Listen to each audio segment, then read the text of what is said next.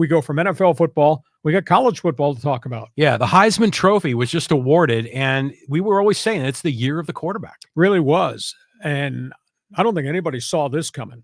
That's Jayden Daniels, LSU. He put together a mystical season, not on a bad team, but a team that went 9-3, didn't win any of the big games they had to play. Jayden Daniels had almost 5,000 total yards running and throwing. He had some games where he'd throw for 300, rush for 200. I mean, he was a one-man show. He got 503 first-place votes, which just absolutely shocked me. And the more I thought about it, he won every vote in the Deep South, and he probably won a whole pile of votes in the Eastern Seaboard countries. He ran away from the balloting. Michael Penix, Washington Huskies, 13-0. He finished so far back, it was staggering. And that's the thing that amazes me, is he got no national pub. He threw for 33 touchdowns this season. He only got 229 votes to the 503 that Jayden Daniels got. And Bo Nix got virtually nothing. Bo Nix, who threw 40 touchdown passes, he got 50 first-place votes. 50. And they virtually ignored Marvin Harrison, averaged 18 yards per catch, 13 touchdown catches, Ohio State. He only got 23 votes.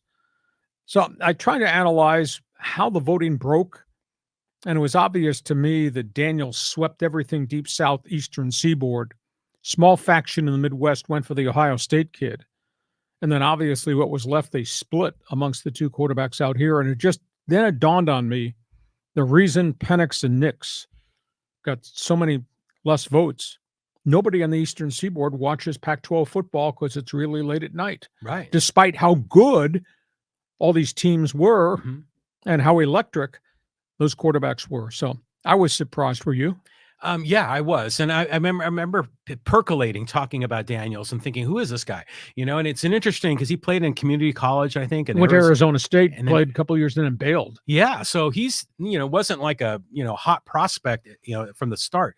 But isn't this just another example of the arrogance of the SEC, the East Coast bias, whether it's, I don't watch them because they're late at night, or they might be saying, the Pac-12 is disintegrating. They're probably not that good. I know you have a Heisman ballot. I mean, are you allowed to disclose who you voted for? I am, now that it's been announced. I voted Penix 1.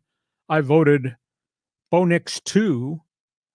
Penix got my vote because he beat Oregon twice. Yeah, exactly. That's who I would have voted for. And he made a lot of plays, whereas Bo Nix is like robo quarterback, just a systems guy.